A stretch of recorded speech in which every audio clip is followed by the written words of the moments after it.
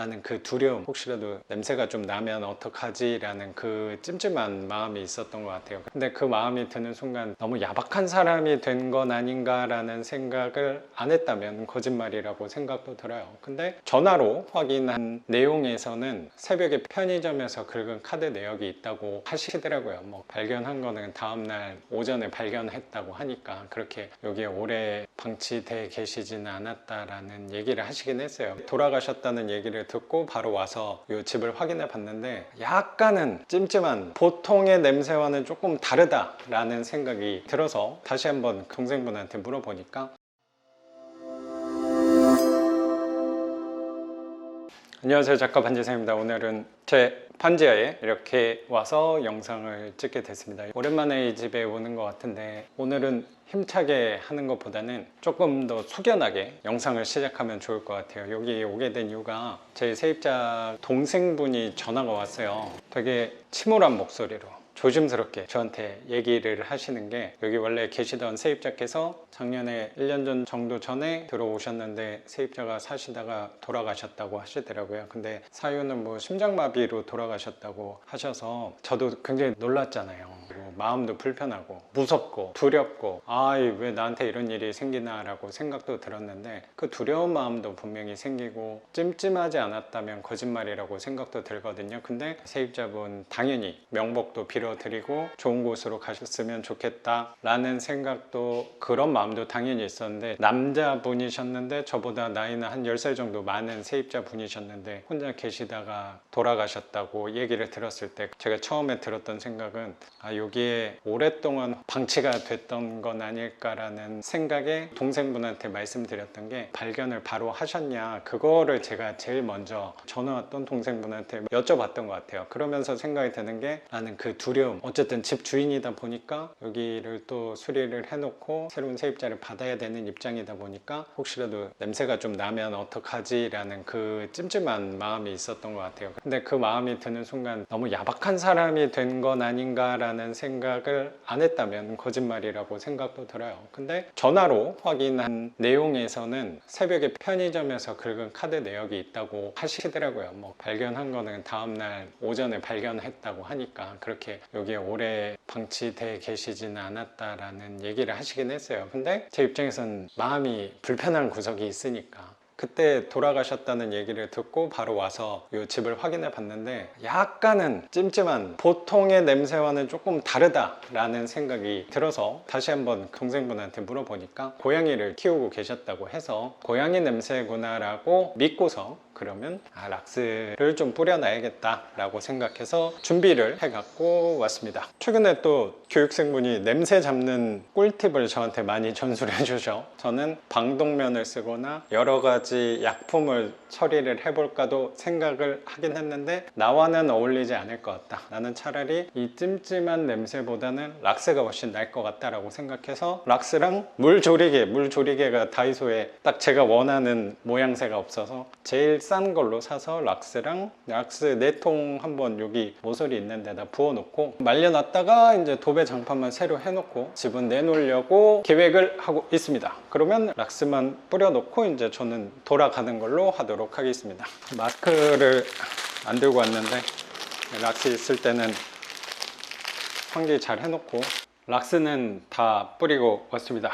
이 집이 원래 스팜 집이 아니긴 한데 바닥이 좀 젖어 있는 이유가, 세입자분 들어오기 전에 이 옆집에 물난리가 나가지고 바닥이 침수가 됐었는데 저희 집은 괜찮았거든요. 그때 넘어온 물이 아직도 마르지 않아 가지고 저도 수리하는 게 급하니까 1, 2주만 바닥을 말리고 장판을 덮었는데 아직도 좀 기운이 남아 있는 것 같아서 한 일주일 정도는 더 말려 놓고 확인한 다음에 그때 장판을 하고, 락스를 4통 정도 뿌려 놓으니까 그래도 냄새는 많이 없어진 것 같고, 제 코에만 그런지 모르겠는데 지금은 냄새는 안 나는 것 같아요. 양쪽으로 창문이 나 있고 그렇게 깊지 않은 반지하다 보니까, 그리고 이 반대쪽으로는 언덕에 걸쳐 있어서 거의 1층 같은 높이로 되어 있는 반지하다 보니까 환기도 잘 되는 편이라고 생각은 들어요. 뭐 제 집이어서 또 이렇게 얘기한다고 생각할 수도 있는데, 그래도 제가 갖고 있는 집 안에서는 컨디션이 한 중간급 정도 되는 집이 아닐까라고 생각은 들어요. 저희가 그때 세입자가 돌아가셨다는 소식을 듣고 예전하고 좀 다르게 되게 냉정해졌구나 라고 생각했던 게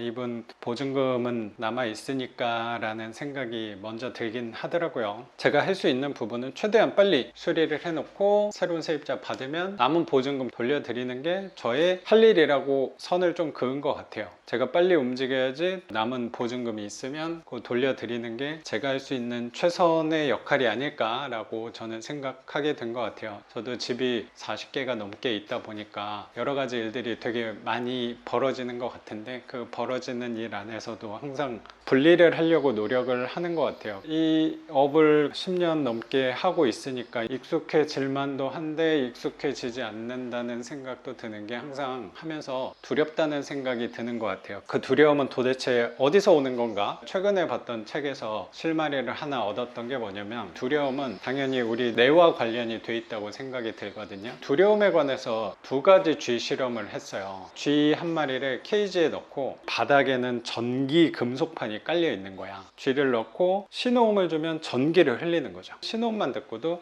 쥐들은 두려움에 떤다는 거예요. 뇌의 편도체 부분이 수축을 한다는 거예요. 경직이 되면서 거기서 두려움을 느끼게 된다고 하더라고요. 그리고 비슷한 실험을 하나 더 했는데 쥐를 케이지에 넣고 이번에는 신호음을 들려주지 않고 무작위로 전기 충격을 가하는 거예요. 그러면 쥐는 케이지에 들어가는 것만으로도 두려움에 떤다라고 하더라고요. 쥐의 뇌를 관찰했더니 그때는 뇌 속에 있는 해마와 관련이 있다고 하더라고요. 해마가 수축이 되면서 두려움을 느끼게 되는 건데 그러면 제가 결국에 두려움을 느끼는 거는 저의 편도체와 해마와 관련이 있다라고 생각이 드는 것 같아요. 이게 반복적으로 짧은 시간 안에서 그런 실험을 했다 그러면 쥐가 두려움, 스트레스, 자극을 받았던 뇌는 버티지 못했을 수도 있는데 시간을 두고 그 행위를 반복을 했더니 쥐가 느끼는 두려움과 공포는 조금 줄어들었다라고 하더라고요. 사례를 분석을 해보니까 이 쥐는 뇌가 느끼는 두려움이 없어진 게 아니고 케이지에 들어갔을 때 전기 충격을 받는 빈도수가 점차적으로 줄어들고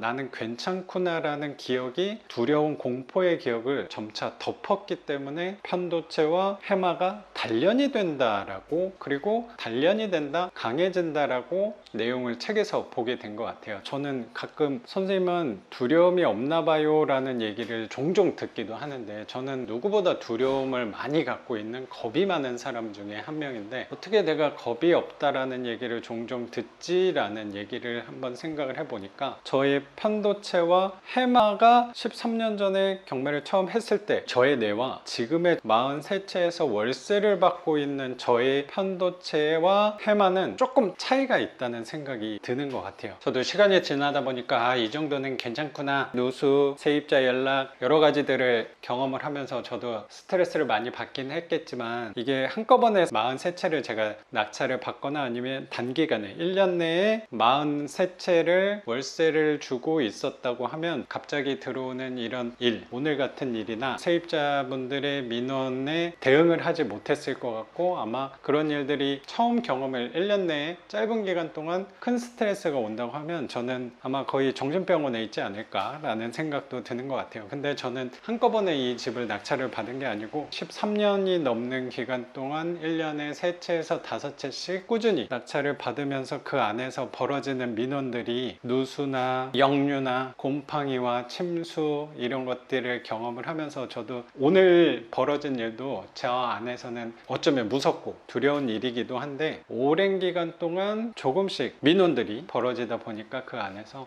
차분하게 하나씩 해결해 나갈 수 있는 게 아닌가라는 생각도 드는 것 같아요. 자연스럽게 저의 뇌, 멘탈이라는 것도 점점 단련이 되고 있는 거 아닌가라고 생각이 드는 것 같아요. 쥐 실험에서 본 것처럼 저의 뇌도 점점 단련이 되고 있는 거 아닌가, 강화가 되고 있는 거 아닌가라는 생각이 드는 것 같습니다. 그러면 오늘 영상은 여기서 마치는 걸로 하고 저는 또 내일 영상으로 찾아뵙도록 하겠습니다. 작가 반지상이었습니다. 감사합니다.